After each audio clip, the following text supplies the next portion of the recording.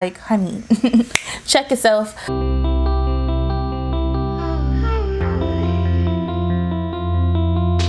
Hi friends, welcome back to my channel. My name is Tatyannaedgeworth and we are back with another video. Today, of course, by the title, we are going to be talking about dating after a relationship.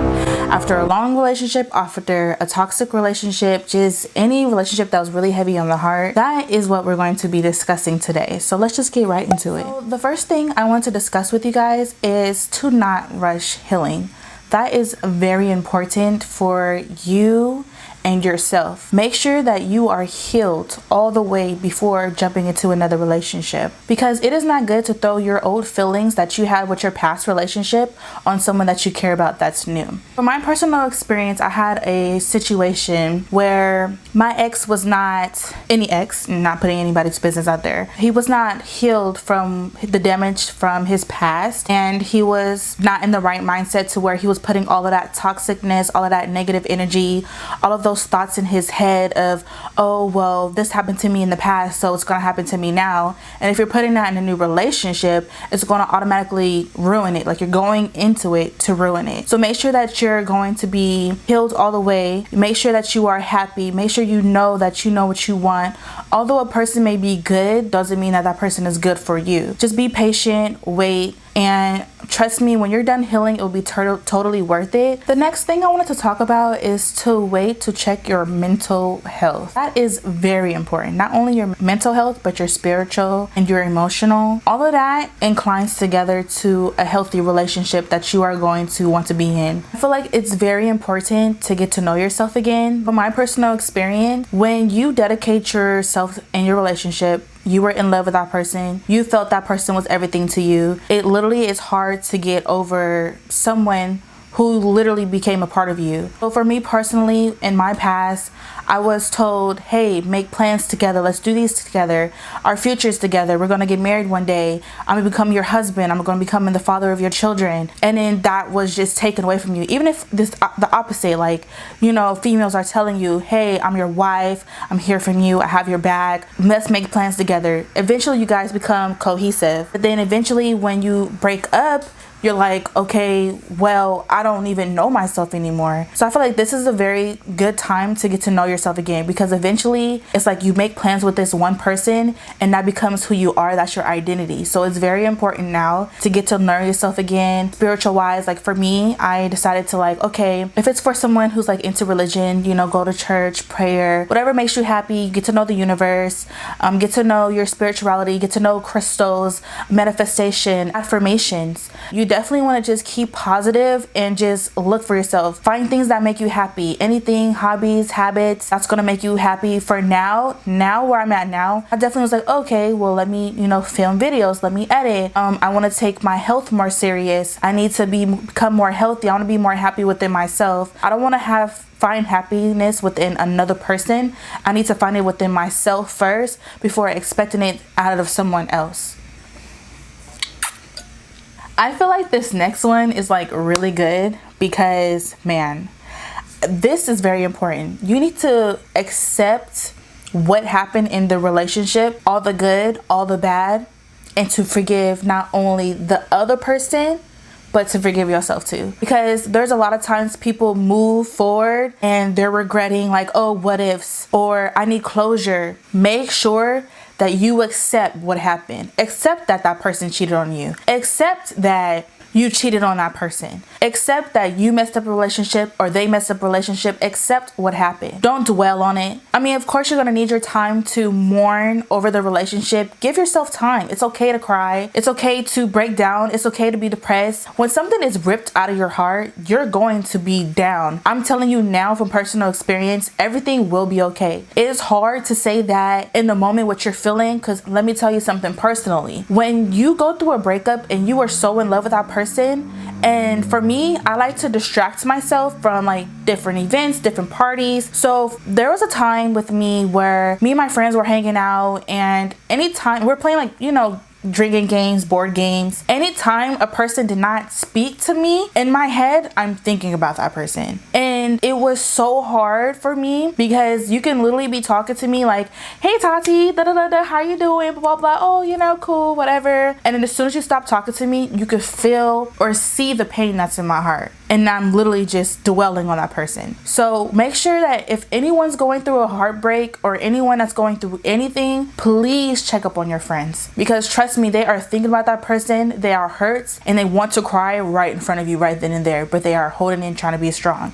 Why is my lips always being chapped? Okay, so I feel like another thing you should do before you get into another relationship is lesson. You need to learn your lesson. You need to understand what your mistake was. Not everybody's perfect. Everybody thinks that what they did was, oh, I did everything right, whoop the whoop, I'm perfect, or what I did was perfect, and it was all them, nothing but them. They did everything wrong. They did it wrong. And it's like, honey, check yourself. Period! Because baby, let me tell you, every relationship has a lesson. And I learned from my past, I'm just putting all my business out there. I learned from my past that I'm very stubborn. I need to learn how to be less stubborn. There's a time where I wasn't loving enough, like I wasn't affectionate. So I had to learn to be affectionate. And that was really hard for me because I was raised on tough love. So I have to learn to give compliments.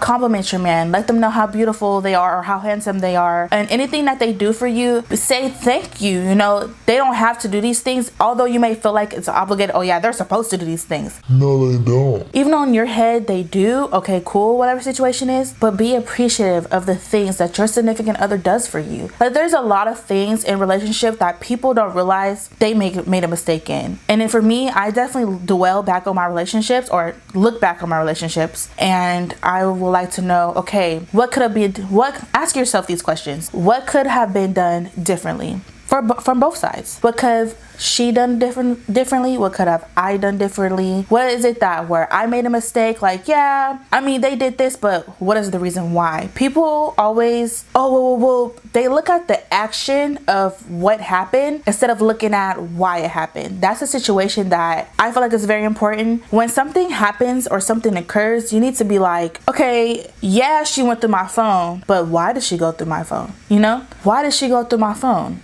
What made her not trust me? I just feel like it's a lot of things for your next relationship to learn from, because you want to make sure that it's successful and that you're happy and you're not going in it with the same toxicness.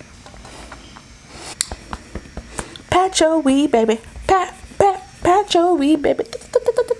We're going right along with the mistakes that you made. We need to also know what triggers you. I've literally learned today, craziness, that I hate being ignored. You need to figure out what triggers you so you can tell your potential next partner, hey, this is what makes me upset. And yeah, I'm working on it, but for now, can you not do these things to me? Like for another thing, for me, I hate being hung up on. It's so disrespectful. I just don't like it. I understand that you're upset, but that's childish to me. It's real petty and it really pisses me off. For me, it's like, don't hang up on me. And then when I'm talking to you, don't ignore me. That's gonna make it worse because I'm gonna keep nitpicking you. Nitpicking. And you're gonna be like, oh my God, this girl get my nerves. But it's like, just don't ignore me. You can literally open up your mouth to me and say, hey, I'm upset right now. Give me some time. We'll talk about it in like 5 minutes. That's the type of person I am. But if you're like avoidant type of person, like I'm mad and I'm gonna walk away and we're not gonna come back to this conversation because I said it's over. That doesn't work with me. So there's just certain things that you need to figure out about yourself, what triggers you, because there's other triggering things for everybody. You need to acknowledge them. Make sure that you give that information out to your significant other or the next potential significant other, because you don't want them to be lost or going through the same thing that you've been through, because they don't remind you this is a new partner, so they don't know what triggers you. Only you do. So you probably should let people know that. Okay, so this one's mainly for the ladies, but sometimes we have our beta or feminine traits males that have these traits, but basically we need to know each other's boundaries. I know the person that I'm talking to now definitely loves having space, and I'm okay with it. I'm not super suffering like, oh, I must talk to you all the time. You know, to me, as long as I speak to you every day, yes, every day, that's me, my boundary. I want to talk to you every day, but we don't have to have these long conversations conversations all day, every day. No, if you just talk to me, have a good conversation, text me, make me feel good. Hey, how you doing, beautiful? You know, those type of things. But my boundary is when I'm doing my homework, or when I'm doing, if you're not helping me, if you're not helping me my homework and I'm doing my homework and I'm editing, or whatever the situation is, I definitely like to have my space. I also like to be home and work out and have certain habits and routines. So that's my time, my space time. So if my significant other tells me, hey, I want to go hang out with my boys, I have no problem with it. I trust you. You make me feel secure. Go ahead and do what you want to do. But if I call you, answer, right? So I feel like it's very important to know your boundaries. My person that I'm talking to definitely needs more space than I do. I can literally talk to a person, hang out with a person all day, and just like be super lovey-dovey when we're in person with each other. But definitely when we're not, it's like, hey, I'm watching my anime. Yeah. Also, another thing is, like, when I'm upset, to me, it's like, comfort me.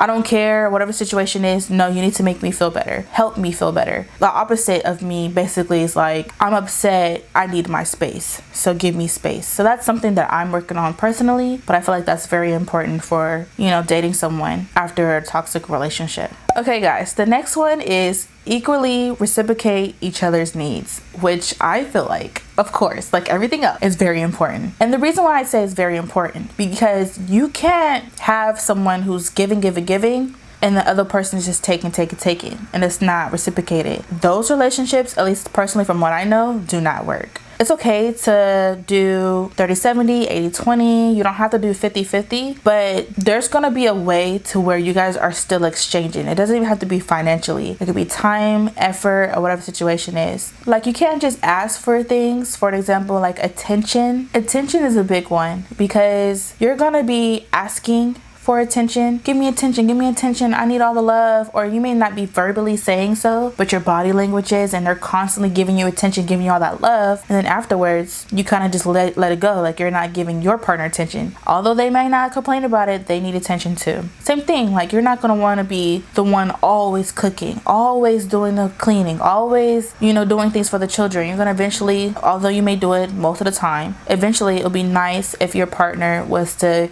do some things too, just like, you know, the bills wise. Your partner is not going to pay for every little thing that comes around. I mean, if they do pay for the mortgage and the utilities, whatever situation is, why don't you help out with groceries? Or if he's okay with paying for completely everything, why don't you surprise him with a nice gift? Just make sure that you're always giving what you're getting, you know?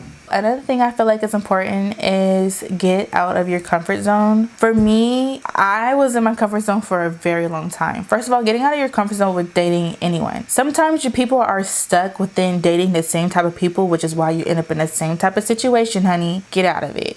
Get out of your comfort zone. Sometimes date someone who's a little younger. Sometimes date someone who's a little older.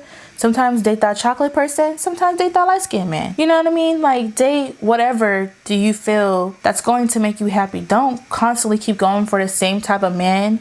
And sometimes it's not the man. Sometimes it's you. Sometimes it's you as a man that you keep seeking out the same type of woman. You have to be careful about your habits and what you're seeking. So eventually we're going to have to change something about ourselves. You know what?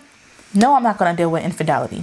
I refuse to deal with infidelity. No, I'm not going to deal with someone who's going to lie to me. You lied to me about something small, that means you're going to lie to me about something big. These are boundaries or things that we need to say for ourselves, so we know what our standards are, so we don't continuously keep going through the same thing in the past. Is there anything else I want to say?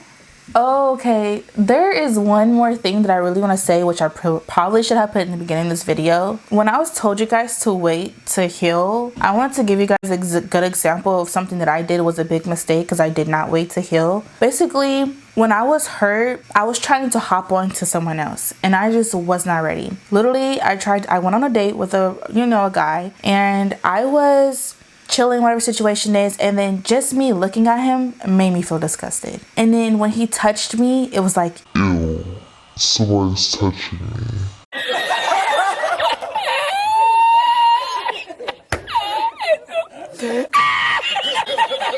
And that's how you know you're not ready, to where simple things like simple human interaction bothers you. And then going for a kiss, I was like, no, I need to go home. So make sure that you are ready. You know when you're ready, when you are truly happy within yourself. Make sure that you are a happy person and that you are healing yourself and you are dealing with your past trauma. Sometimes some of us used to go to therapists and see what's really deep and wrong with us, because sometimes it goes all the way down to our childhood and what we've been through, which is another topic. That being said, I'm going to go ahead and end this video. Please don't forget to like and subscribe to my channel. My social media will be down below. Don't forget, my name is Tatyanna Edgeworth, and I will see you guys next video. Bye, babes.